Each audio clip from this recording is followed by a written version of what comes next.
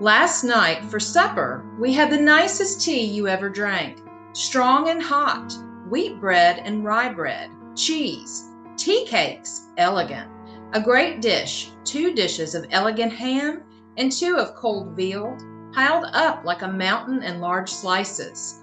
3 dishes of the cakes and everything in the greatest profusion. No fear of starving here.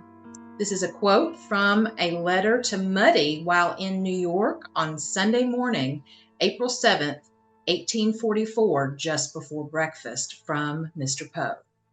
Greetings, Poe fans, and welcome to our Gothic birthday tea party to celebrate Edgar Allan Poe's 215th birthday. Yay! I am Carmen Bolden. And I'm Jeannie Smith. And we are the POEcast 2. And we well, at have least 2 at one point. Yes, and we have 2 extremely very special guests, our sister and brother podcast from Beyond the Oblong Box, Virginia Poe and Levi Leland. So welcome. Woo! Thank you for having us. Yes, we are so excited to be able to celebrate Poe's birthday with you guys. I couldn't think of a better way to celebrate together. This is fantastic. It's going to be a great episode. Yes, absolutely. So kind of first up of what we were going to talk about was, where was Poe born and when was Poe born? I think many people out there in Poe land know this, but it never hurts to be reminded. So who wants to begin? Well, Poe was born, of course, January 19th, 1809. Yes. Ding, ding. It's become like a holiday for me in my life as well. January 19th and October 7th. I don't know about you guys, but they're like Poe holidays, know, and you kind of commemorate him in your own little way on those days. Like, I'll admit, sometimes I get a piece of birthday cake and I have it on January 19th for Poe, and I kind of read some of his works or maybe a biography of him or something. I just try to incorporate Poe into my life on that day, know? Yes.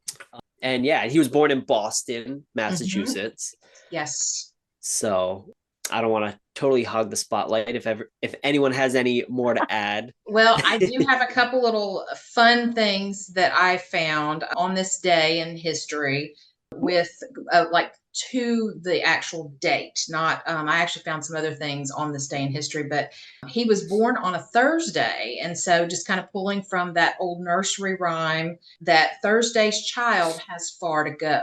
And I think that totally goes with Poe. And so I tried to little rhyme there.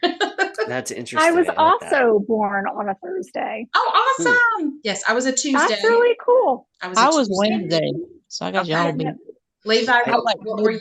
I was born on a Monday, the worst day of the week. Oh, no. But you made it better. I made it better, right? Take it back. We'll go with that. Take Mondays back. Yes.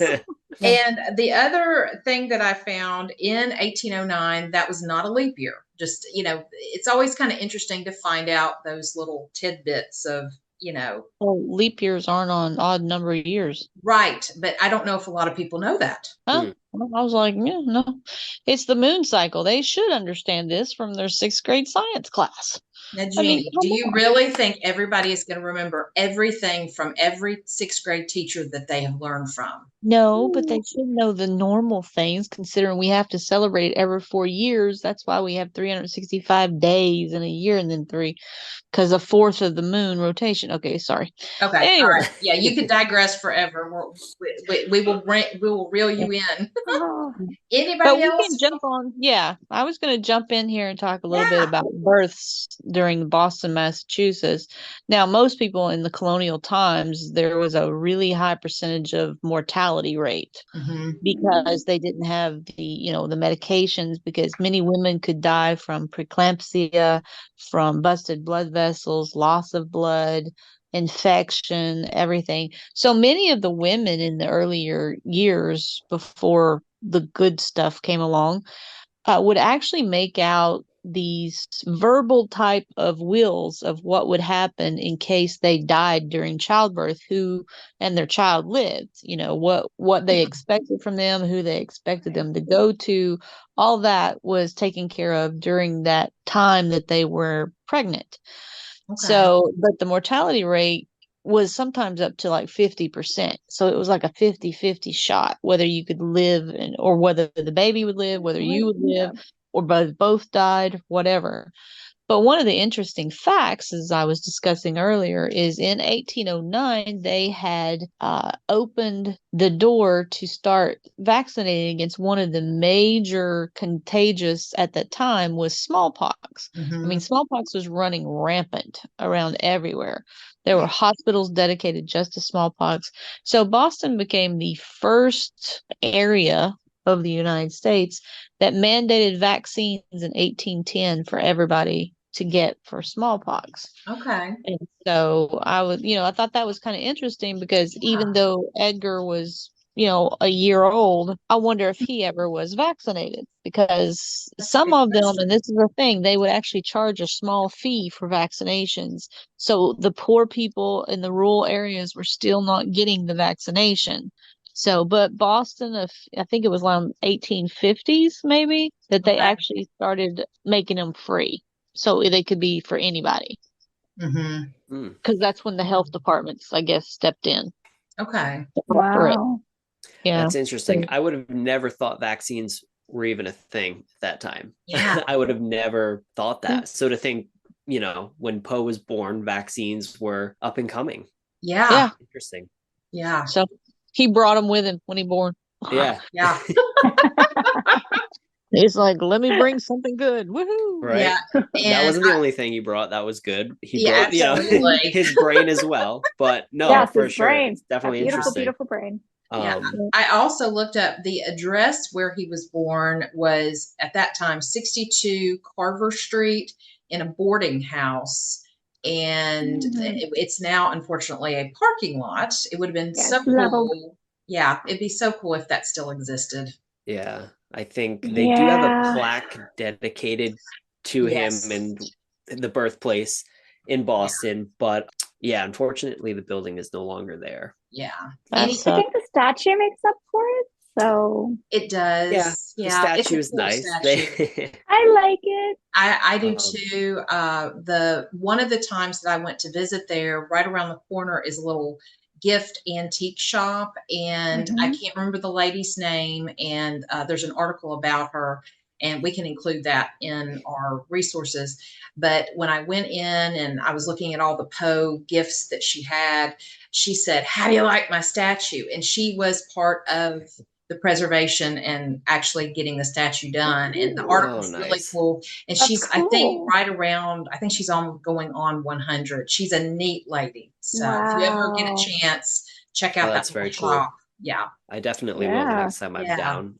So any other little cool facts about Boston or Poe, around the time of his birth that you guys came up with? It might be important to note that the reason Poe was born in Boston was simply because his parents were there for work. Yes. He didn't really have any roots there as far as I've researched and just know in general, knowing Poe all these years. But yeah, his parents were traveling actors. So Boston was just one of those cities that had a huge theater following. So they had some work for his mother and father, especially his mother, who was quite renowned as an actress at that time. So Poe was born in Boston because that's where his parents just happened to be when he was doing performances and working. His paternal roots are in Baltimore. Of course, the Poes immigrated from Ireland and came to Baltimore, and they kind of had roots there. His grandfather and grandmother and his father, and of course Poe died in Baltimore, but again, just passing through. He wasn't really so. A lot of major happenings in Poe's life are just incidental as far as the locations go, and his birth is just one of those incidental places that, Boston happened to be when he was born. Yeah. So Absolutely. but today they can make that claim, so it's good for Yeah. them. Yeah. They can claim him as their son. But they hated each other. Poe, Boston, Poe, they hated each other. So Oh, I know. And he's even what wasn't it his first works of poetry? He's called it, or he said it, signed it from a Bostonian. And so Right. that's Yeah. interesting too, especially It's- with yeah. the love-hate relationship. yes, If you want to add irony to it, here we think this. We can think that maybe Poe was born in a theater, living over top of it or whatever.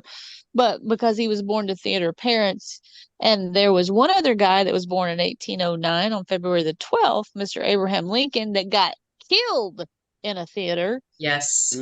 So, Yes. Edgar brought him to, Charles Darwin was also born on Lincoln's birthday as well, the same year.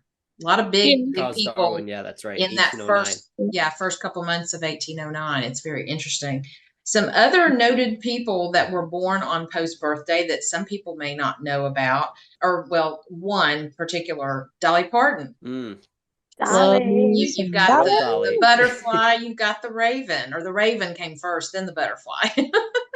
Yeah, she has to make some kind of Poe related or Poe themed song. She's just got to do it. I think the internet is forcing her to do so. I hope so. And then Tippi Hedren as well. And so loving the little connection to the Alfred Hitchcock with the birds and just the raven piece of it. That's really kind of cool. Yeah, Hitchcock, of course, being heavily influenced by Poe. Another interesting thing too about Lincoln, I've read, and this could be a myth, but I'm not sure, that he enjoyed the Raven. He had it memorized, I think, Abraham Lincoln. So he was kind of a Poe fan. I think I've heard that before. Yes. Yeah. I've read that somewhere. Yeah. But I didn't know if it was hearsay. Yes. Or if it was factual truth. I have no idea. That's something we'll have to look up definitely and see if we can find the source, like if it's a credible source and that kind of thing. Because I think I've read it as well. So the other thing I know we were going to talk about is just kind of around his birthday, weather. What was the weather like? The day he was born. Well, January in Boston, probably cold. I'm gonna guess snow. Yeah. Yeah. I kind of snowy. Yeah, I was gonna say we had snow this morning. Yes, yeah. And I mean, and with snow, it's like you think of the dark and the dreary. And one thing that I've kind of actually looked up weather, and I could not find like specific things. The Farmer's Almanac, you had to kind of pay for additional information because they do go back that far, but I just didn't have a chance to do that. But in the early 1800s to the 1810s were somewhat dry from what I looked up. However, in 1812, after Poe was born, they had intense frigid winters that year. And then New Englanders in the 18th century basically grew up with a lot of extremes, and they called it the Little Ice Age, kind of end of the 1700s up through the beginning of the 1800s. From 1800 to 1830 was in that area was the coldest periods basically of the last millennium is what they kind of called it. So, and then apparently around 1808 to 1809, they're considering this as part of why they had these frigid temperatures. There was an unidentified volcanic eruption that was estimated to have occurred, and it affected the entire North Atlantic. And so it's almost kind of like, of course, because, Poe being Poe and how much we love Poe, it's like this volcanic eruption had to do with his birth. And so just being silly about it. Yeah. I mean, you could almost consider he's got a big personality, so he had to come with a bang. His life was a bit of a volcanic eruption, I would say. Yes. in a lot of ways, at a lot of moments. I was going to put a little fun spin on that, maybe. Yeah. But I thought that was really interesting. He's a little volcano. Yeah. And then apparently after that, these the unidentified volcanic eruptions led to another mountain or a volcano that did erupt. And I can't remember where that was, but it was somewhere in that area or something. But it caused even more things. But that was the big part of the coldness. So I just thought that was kind of interesting. That is fascinating. I know. I mean, that is the thing about weather, and especially with volcanoes. Like, if you've got all that ash in the air, it's going to get cold because it's going to create my science words are not coming to me at the moment. Yeah. But, Jeanie, science. Jeanie, help me. It's a blanket effect because the ash in the atmosphere is blocking out the sun rays from getting through the stratosphere. So, which is what creates the warmth, and without that coming through, temperatures are going to drop. From what I understand is that the weather recording and monitoring didn't really take off until like the mid 1800s, a little later.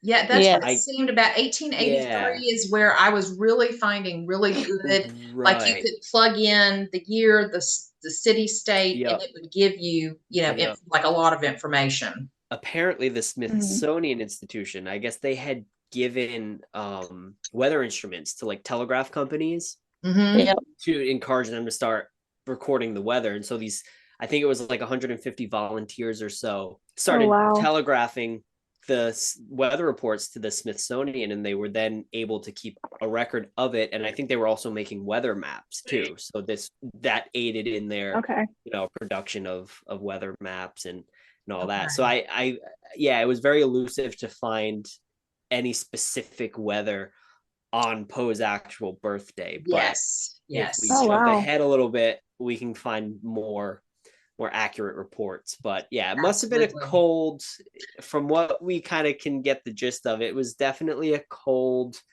January day. I'm sure there was a fire lit in the room for Eliza, and she was giving birth to what would become one of the world's most famous writers.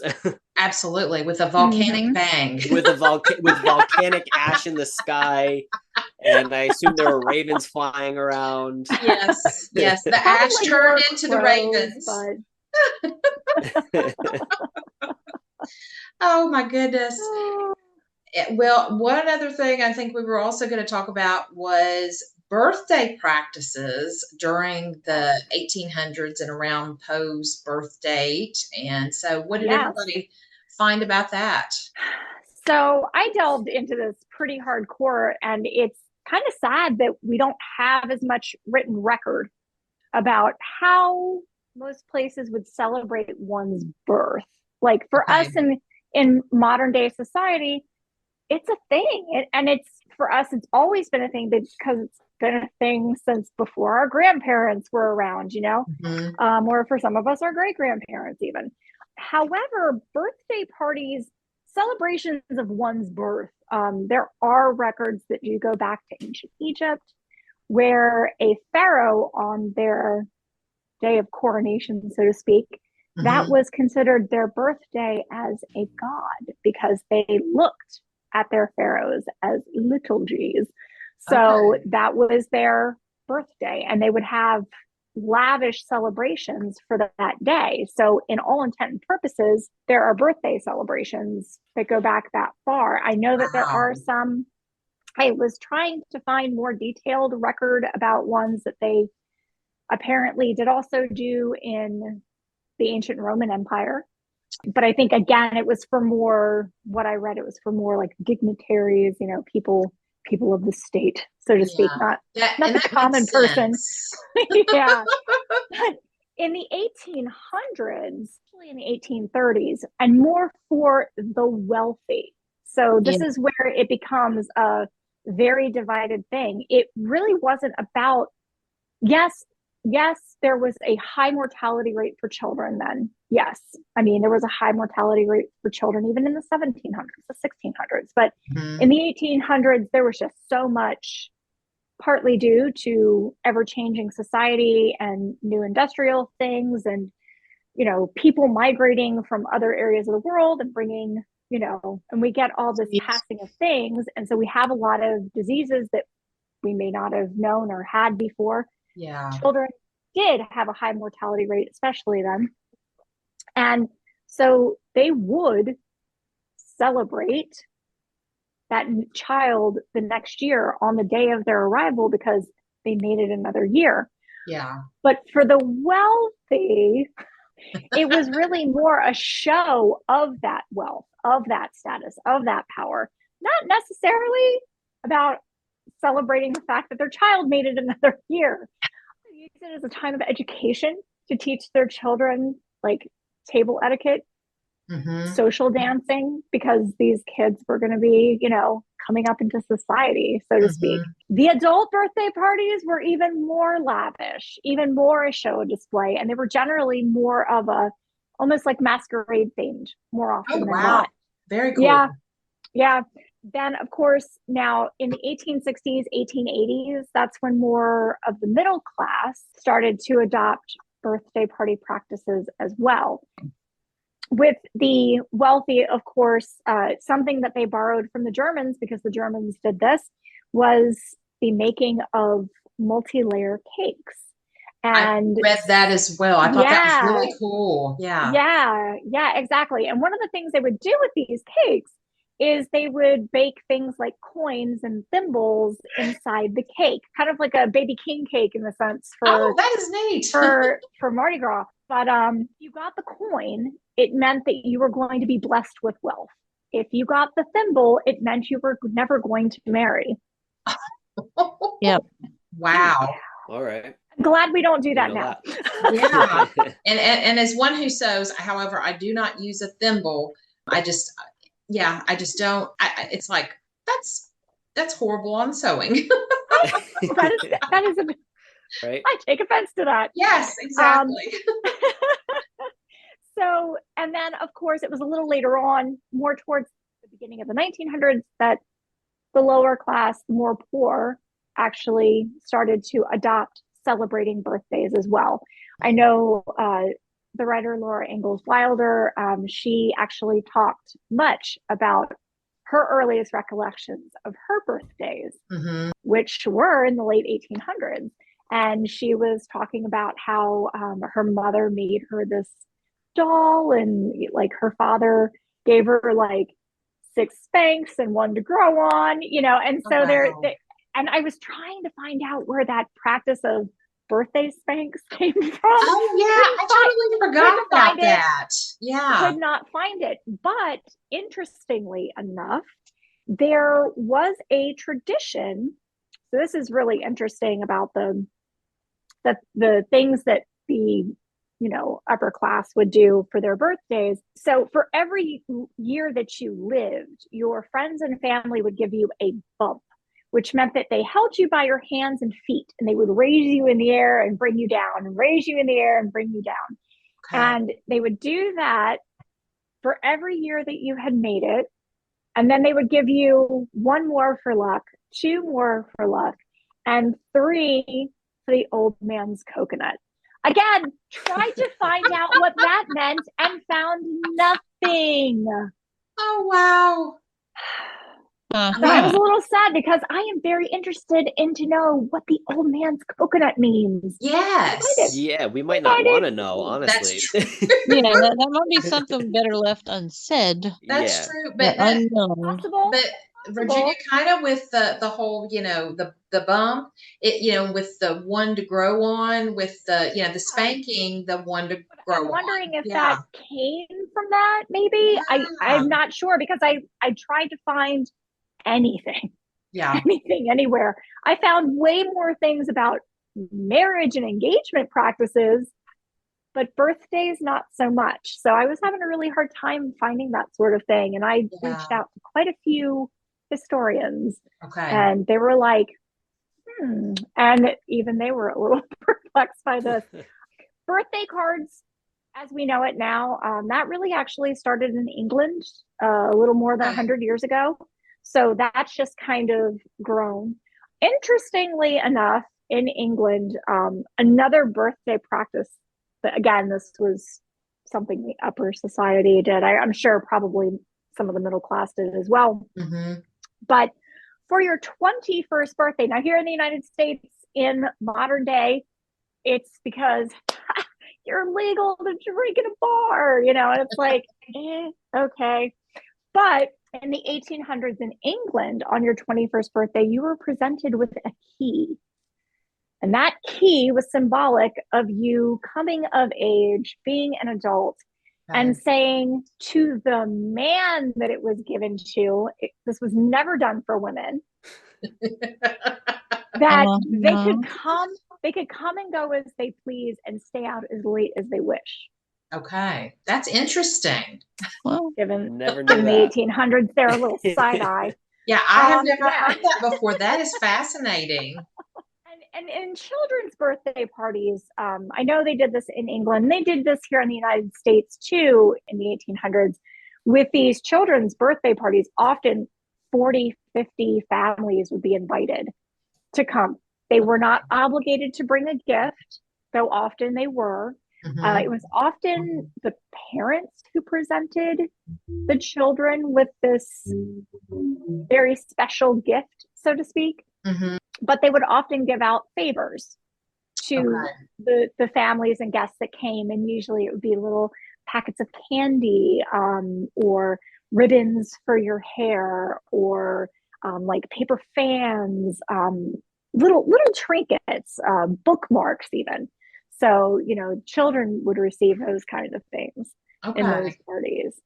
Yeah. That's pretty neat. And I think some people do that today. I think of more favors at weddings and things. But yeah, exactly. That's really neat. Well, I remember being a kid when the few times I did have like a birthday party like that, we did have little favor bags for the people that came. No? Yeah, that's fun. Did anybody else find any birthday like history or anything like that? I mean, other than what I found. Yeah, you found a lot. That's really interesting, Virginia. Yeah, I just found that kind of going off of Virginia's research that, the birthday celebrations weren't really much of a thing until like the later 1800s. And then by the 20th century, it was like, throughout more commonplace America. It was, it was more common, but for Poe, and I'm sure his inner circle, it's doubtful they even celebrated a birthday, or it was probably just like any other day. That's true. Yeah, you kind of wonder when he was a child living with the Allens if they did anything like that. But with how John Allen felt about him, he might not have even allowed it, like to celebrate Edgar's birthday. Or it also makes me wonder, because they lived everyone in England, that he knew. Yeah. With everyone that he knew. Yeah. And some of them were quite well to do. Mm-hmm. How many of them had those? Yeah. Yeah, that's a really good question. I think, Jeannie, were you going to I thought you were going to bring something up too. Well, I was just going to say that I think I figured out what the old man's coconut means. She's been digging. Yes. Well, it's I found this article that's really cool. It talks about all the different birthday traditions in different areas of the world. Okay. So England, that makes sense because this is England's tradition that when it's your birthday, your friends give you the bumps. They lift you in the air by your hands and feet, bump you up and down to the floor. So, one for each ear, then one for luck, 2 for luck, and 3 for the old man's coconut, meaning your head. The old man okay. You're born, you live, you die. The old man's coconut, that's the old brain. Okay. So, I mean, that just can't, because there's no actual definition, like many things from times of history. Yeah. You don't have a lot of information to it. It's a lot of stuff was not recorded because the education level was mostly just for the richer people. Mm-hmm. And even that, it was, not recorded on every front. So you didn't really know. Right. So there is now Germany is where the birthday person's family wakes up at sunrise and lights the candles on the birthday cake. They actually have a birthday cake. Okay. Yep. Okay. It's very strange because in China, In China, you actually pay homage to your, the child pays respect to his or her parents and then receives a gift of money. Oh, wow. So they're invited to a lunch of That's noodles. interesting. Yeah. Oh, lucky noodles. Yeah, lucky noodles. Okay. Oh, and then Hungary, the birthday child actually brings sweets to school to give to the classmates, not the other way around. Okay. That's fun though. I like that. I did that as a child. Probably it was first grade through sixth grade, just because it was more contained. You had your one like homeroom, and my mother baked cupcakes, and we wrote each cupcake had each child's name on it. So like I would bring one and it would say Virginia. Then I'd bring one, with Levi's name and Jeannie's name. So everybody got their personalized cupcake. And I did that for, from first grade to sixth grade. And I remember that's awesome. We went to the seventh grade. Some of my friends were like, "Are we getting birthday cupcakes?" And I'm like, "I think I'm a little old for that now." They're like, "No, you are never too old for birthday cupcakes." Now, this one that I just found in Russia, instead of a birthday cake, many Russian children receive a birthday pie, and there's a birthday greeting carved into the crust. Oh, that's neat. Oh, I like that. Yeah, I do too. And, the one thing about looking at the different celebrations from around the world, because America, especially in that time period, apparently it said I'd talked too much, and so it had to shut me up. I was like, fine. I'll just stop talking. But like I was saying, it was still a melting pot. We had a lot of cultures combining, moving in, coming in. So a lot of celebrations. Now, we do celebrate more in today's society about a lot of different things. But back then, mostly it was just, very few. Yeah. So you had Christmas because it's according to religious ceremonies, basically in that time period. Sure. Yeah. And Easter, kind of the same situation. Yeah. Well, and then we'd already kind of talked about just amongst ourselves that really the happy birthday song wasn't created until 1912, but then updated in 1924 by Robert Coleman to what we know now. Did you find something else out, Virginia? Oh, yes. Oh, cool. So the original song, actually the melody for it was published in 1893. Oh, okay. So it's right on the seat of its pants, but it's an 1800s melody. Okay. And it was actually originally called Good Morning to All. And it was a song that was written by, and I know Jeanie and Carmen are going to love this when I say this, but it was written by two lovely women by the name of Mildred and Patty Hall. And they were sisters who were also teachers. Oh, very cool. Very cool. Very cool. And it was later in 1924 where it became popularized with the alternate lyrics as Happy Birthday to You. That's interesting. And so basically this year the Happy Birthday song is, as we know it now, is officially is 100. Yeah. Listen, 2024 is a big year. Yeah. That's pretty cool. So it's officially, like, that iteration of the song is officially 100 years old. Yeah. This year. That's neat. So, originally written by two school teachers that were sisters. That's awesome. Oh, yeah. Oh. Not surprising. If it's happy, that's surprising. Just saying. Just saying. It's like, oh, goody, another day. Yay, happy birthday. Yes. Well, Virginia, I'm glad you dug in as much as you did. You found out a lot of information. Well, one important thing that I wanted to share with everyone, because I don't think it's anyone's surprise, but I love cakes and I love cupcakes and tea.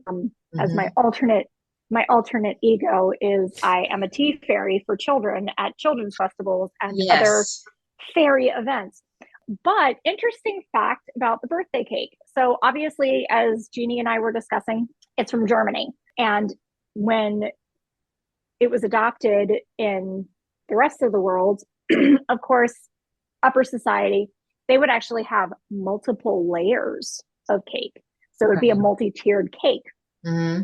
And that became definitely more the norm when the stacked stove became more of an available thing for everyone.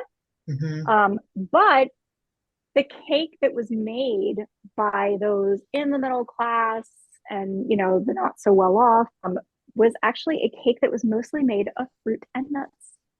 Oh, okay. Okay. So the other cake, you know, the more lavish cakes, of course, were your chocolate and raspberry and, you know, things Mm-hmm. like that. But for, you know, those who are not quite so showy with their wealth, their cake was a single layer cake that had mostly fruit and nuts.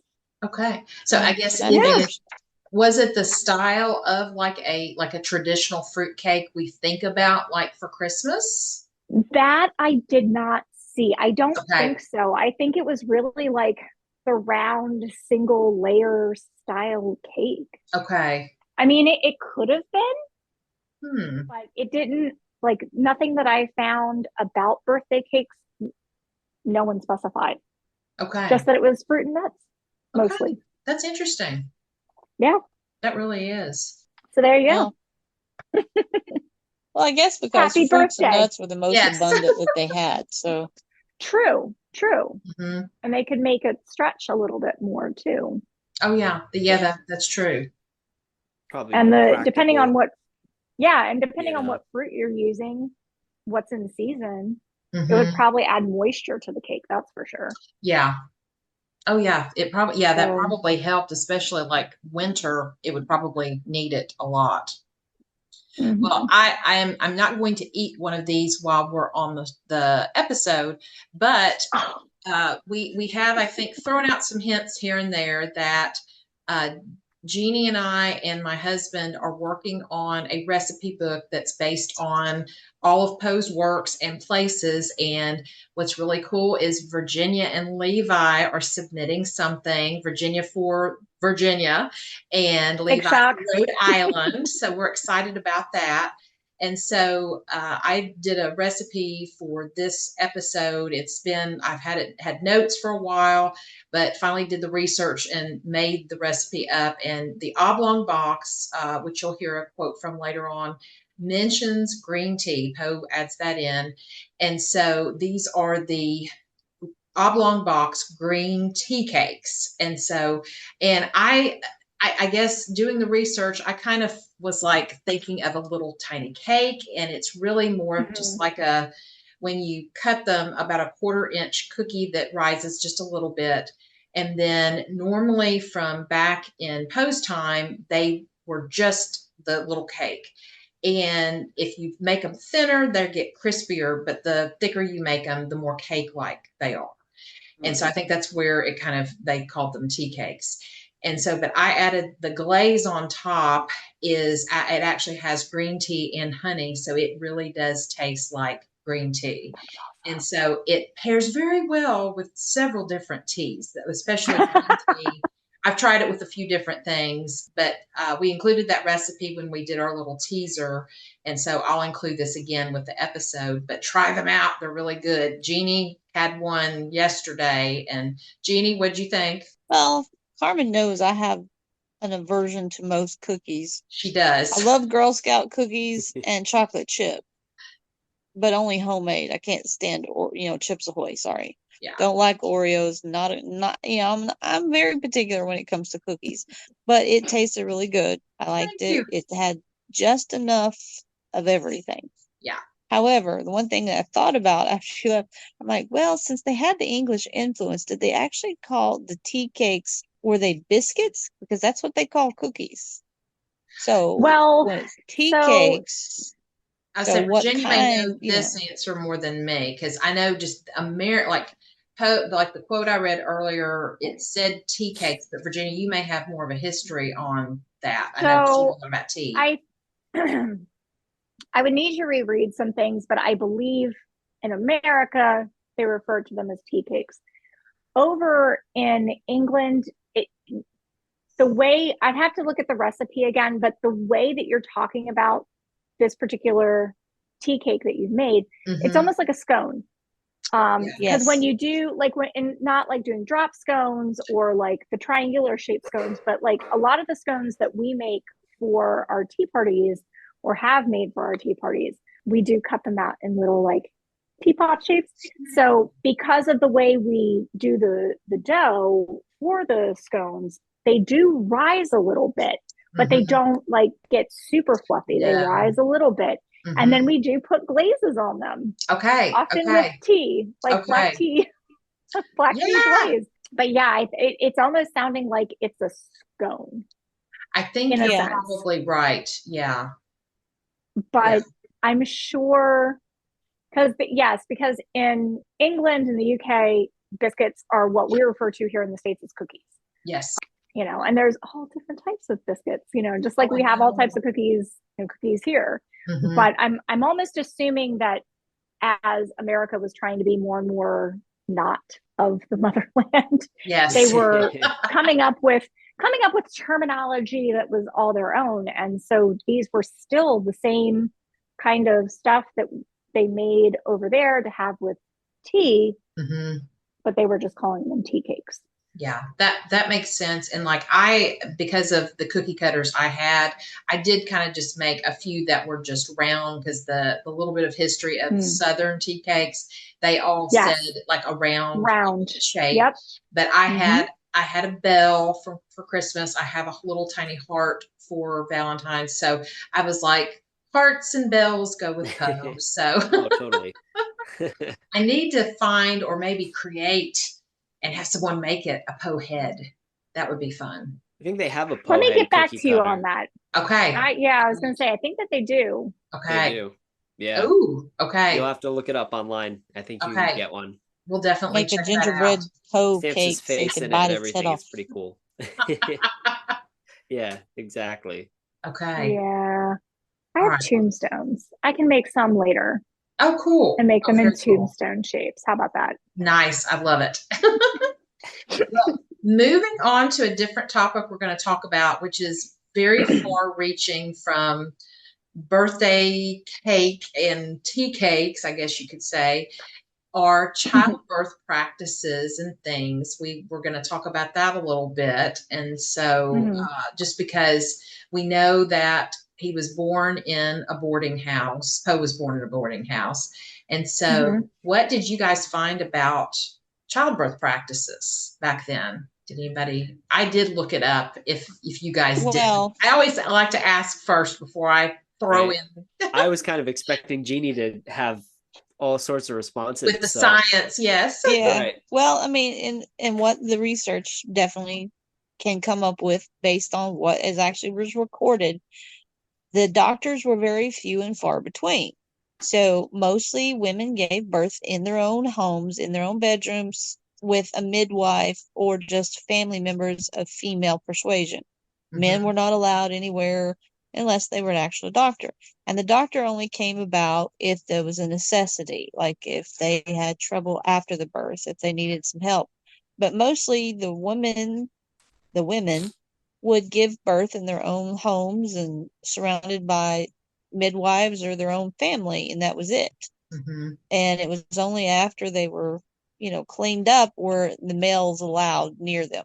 Even the babies have to be cleaned up because that was just a standard practice, because they call them, they double check me on this. They call them Republican women in those days because it's when the society culture changed to where the population, their job was to bear children. Their job was to take care of the home. Their job was to provide for the males. That was their job in that type of society. Because, and just like what I would tell my kids in the classroom, women, no matter what race, women were still seen lower than any other, and they were the closest to property without actually being considered slaves. Yeah. They were not given rights. They were not given education. Only very few were allowed that right. There was a college in Oberlin, Ohio, I believe it was Ohio, that was created in the 1800s. That was an all-girls school. Yeah. It was still, they taught them math. They taught, science. language, that kind of thing. But it was still very, basic compared to what you would find in any other colleges in that area that men were allowed to, especially becoming doctors or anything that considered to be politically, chartered type of positions. Women couldn't hold that. It was very, very much seen that they were Republican women. And I used the air quotes. You can't see me, but I'm doing like Virginia did a minute ago, air quotes, Republican women, because most people don't understand that in that day and age, you can't equate the party of Republican to the same thing as saying Republican, because they were talking about a republic. That's a type of government, a type of society, not a political party. Yeah. So that's why they call them Republican women. And they just, women were just had to take care of things on their own. And a lot of women were dying from abortions because they didn't have the standard practices. They didn't have anybody they could go to. So they were dying because they were trying to get rid of the children. Yeah. Especially for young girls. Now, a lot of people have to understand in this day and age, girls, and I mean girls, the ages of 12 and 13, like Virginia Poe, not this Virginia Poe, but Edgar's Virginia. You're not that old, Virginia. Some days I feel that old, Jeanie. Yeah, it's true. Me too.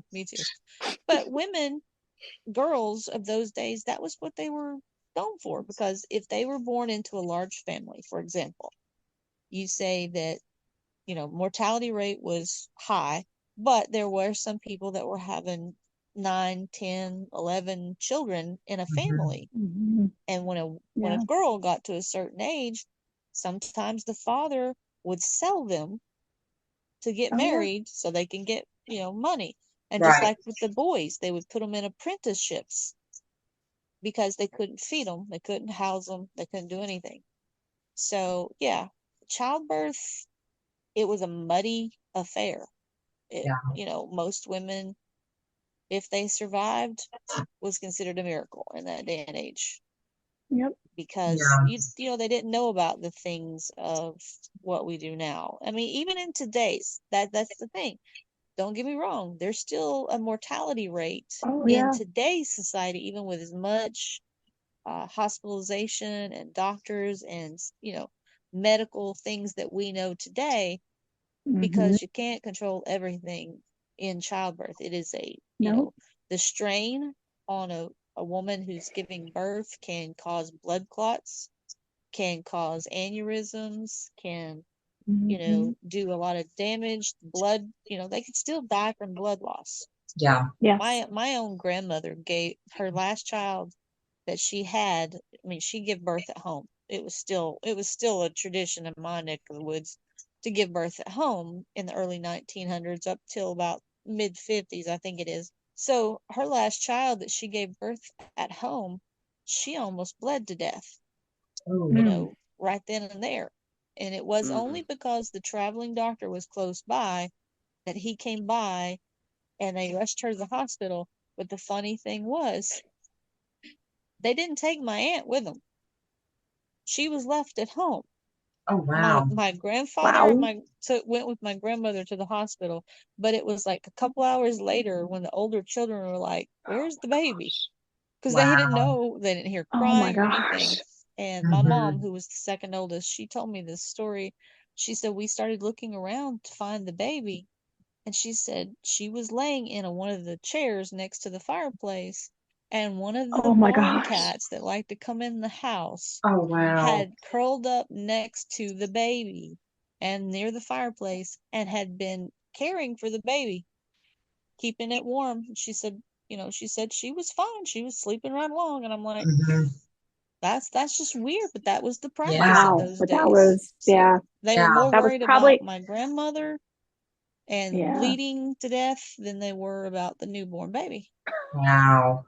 So, and then it was expected with the other children, the older children, to take care of it, and that's what happened. Yeah. So a lot of things that were 200 years ago aren't really that far off of things that are still happening in today's society.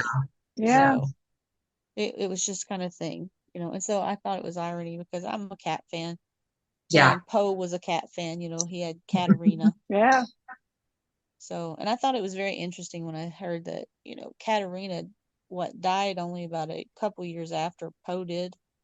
Mm-hmm. Yeah. So, yeah. Yep. And stayed with Virginia on her deathbed. I mean, yeah. I mean, animals are a crazy thing. So the instinct to care is really odd. But yeah, that's all the. I mean, there is many, many, many researches out there about the childbirth in those time periods, but also during the mid 1800s and early 1800s, Reformation was going on. So, you had the Reformation with the jails, the hospitals. Yeah. Ben Franklin was the first to actually get a hospital in Philadelphia put into place.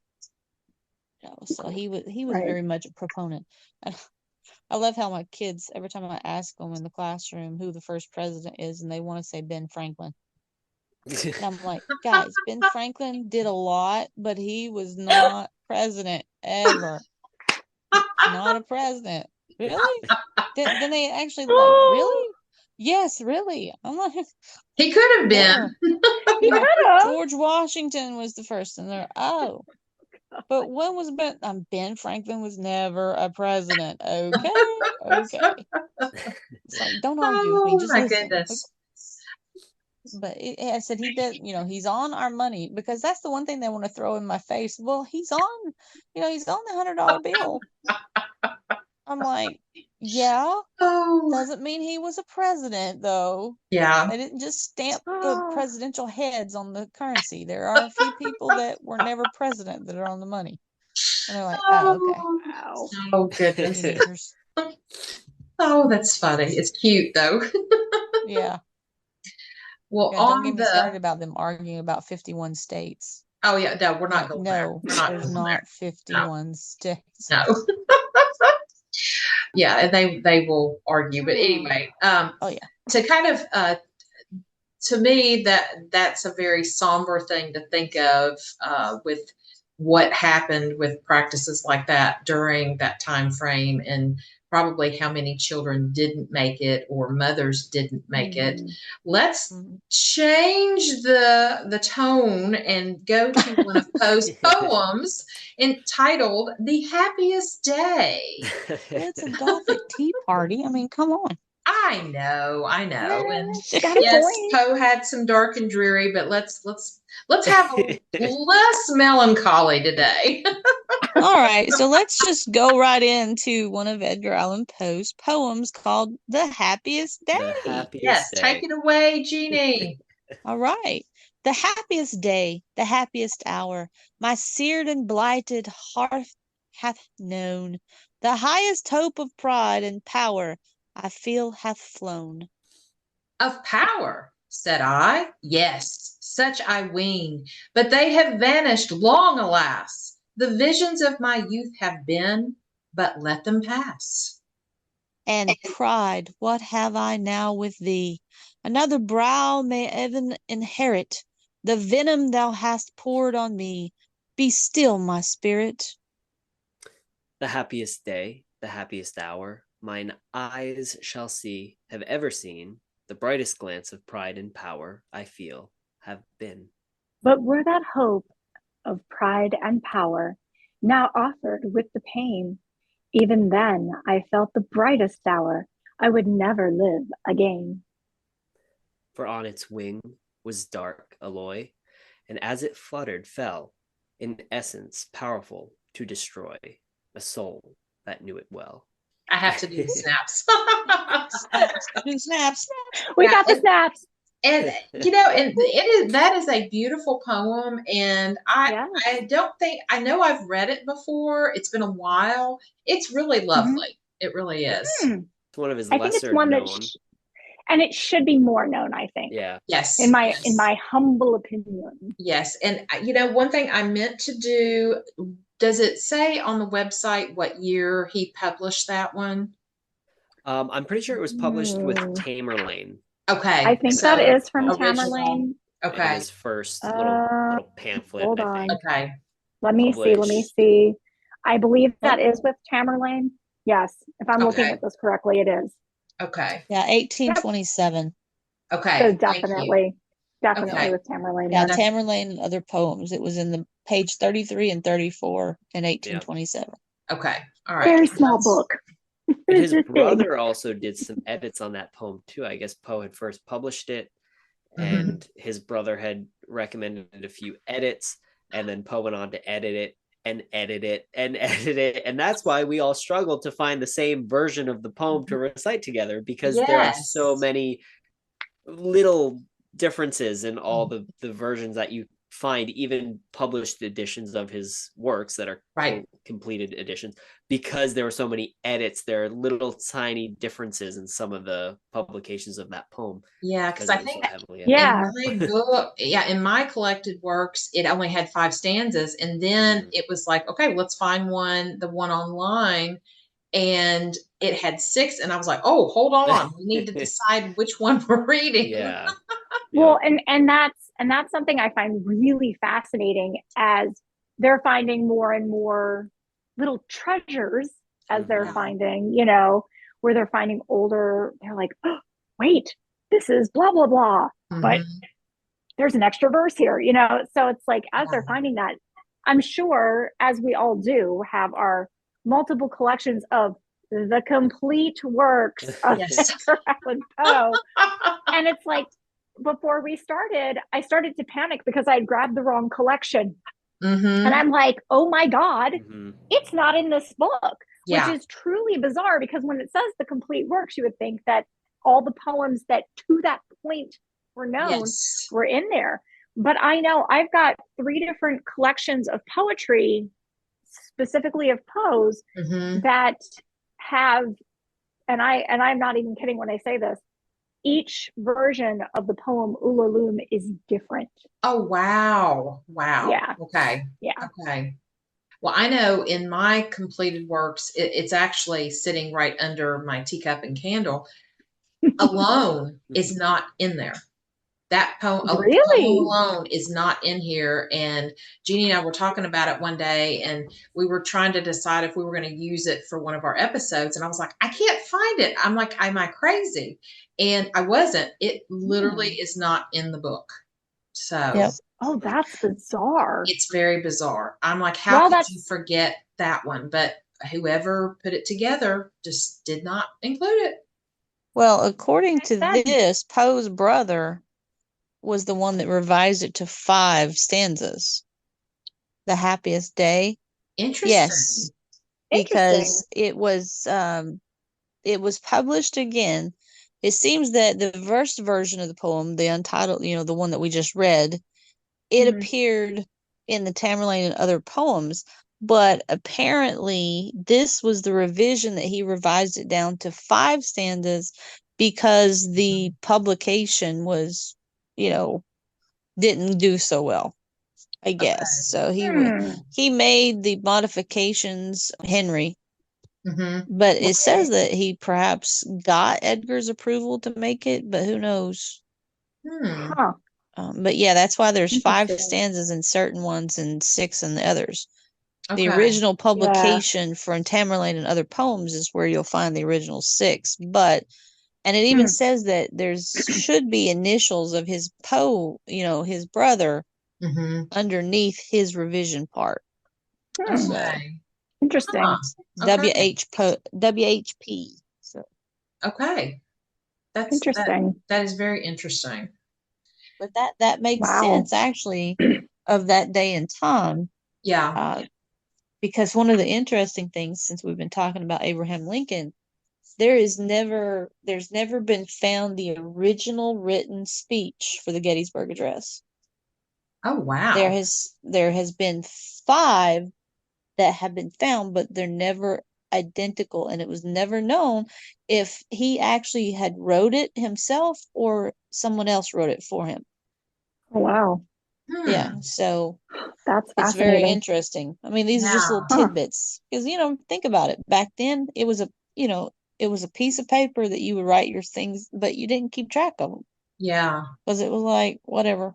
Yes. If somebody could find a copy of the original or one version of it, that would be amazing to see. Well, that's the thing. Yeah, they don't know which one is the Can't actual find it. original Right. because he Yeah. never signed the copy. Oh, wow. They just know that it's the Gettysburg Address. That's just Okay. the title of it. So, Okay. I've so enjoyed celebrating Edgar Allan Poe's 215th birthday with you guys. And we are now going to all give a just short little toast to Mr. Edgar Allan Poe. So I'm going to read a little portion of a poem that I wrote a few years ago called The Raven's Mourning. And it's kind of between the raven and Poe is in the grave, but he's come alive to speak to the raven, basically. So this is just a little short part at the end. The raven bound his head content as the poet's pen did relent. Thank you, sir, for the writings poured. It's my time to be nevermore. Poe went now to restful sleep, his secret not hidden or deep.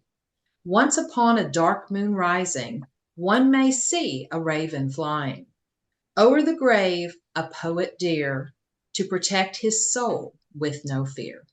Happy birthday, Mr. Edgar Allan Poe. yay. That's Fingers out. amazing. Yay. Oh, I love Okay. that. Jeanie, thank Oh, you. yes. Now mine.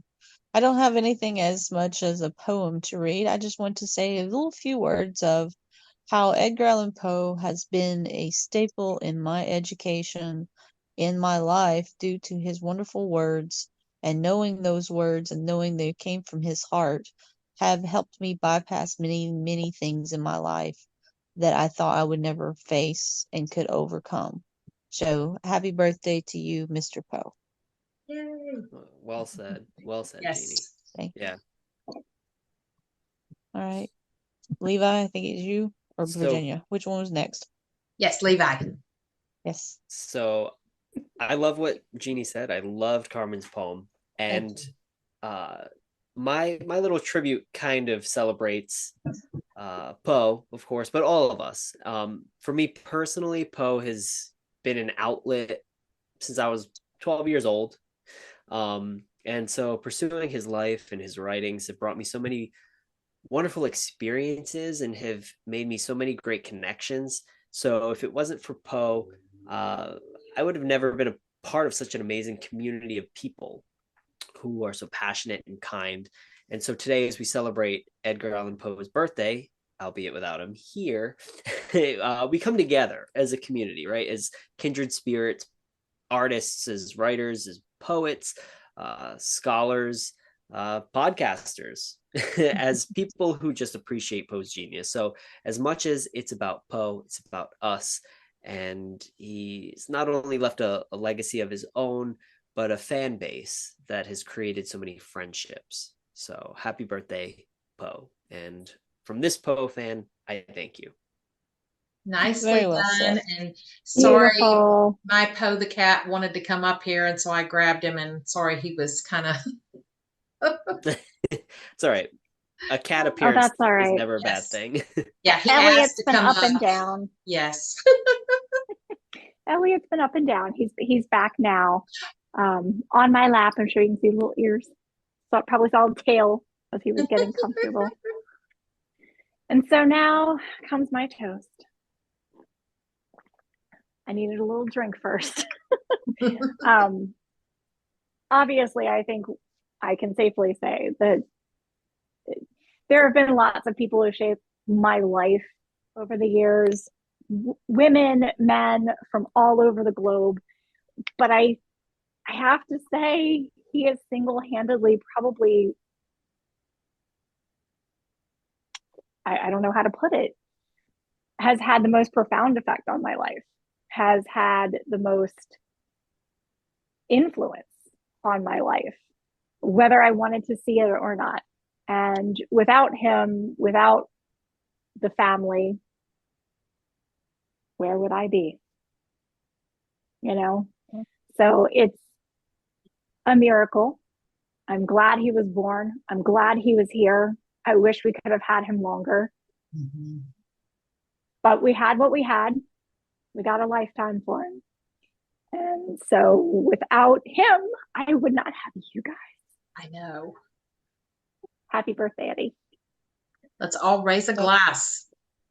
Happy birthday, Eddie. Happy birthday. Happy birthday, darling. Happy birthday, Mr. Poe. Absolutely. Cool. Yay. 215 years and he's still looking good. Just like the day he was He born. is. Just saying. I hope to look that good. Exactly. Hope to look that good. Yes, I do. Oh, well, thank you guys so much for joining us to do this birthday celebration. This Gothic tea was amazing. It was so much fun. It really was. It was a blast. I had so much fun doing this, guys. Yes. Thank you for having us. Learned a lot too. Yes. Oh my goodness. Yes. Yeah. That's what happens when you have teachers in the mix. We don't know how not to teach. I'm just saying. Hey, although I will pat myself on the back. I didn't go too far off the rails. So that's true. That's true. She did. We need to get her a present. We do. Yes. She needs an Academy Award because I did well. Oh, and I want to send one little shout out to our friend Holly Knightley. Her book, Eye of Athena, is coming out today. And so please go check it out. I have read about a third of the way through the book, and it's great. And total, if you know Poe, you will grab all the little nuggets she has left along the way. It's very good. It's exciting. So go check out her book, and it's called Eye of Athena. So I guess on that note, we are Poe out.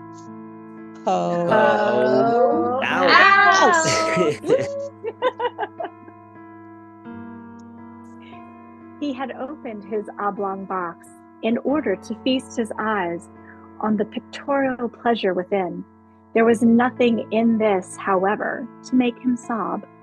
I repeat, therefore, that it must have been simply a freak of my own fancy, distempered by good Captain Hardy's green tea.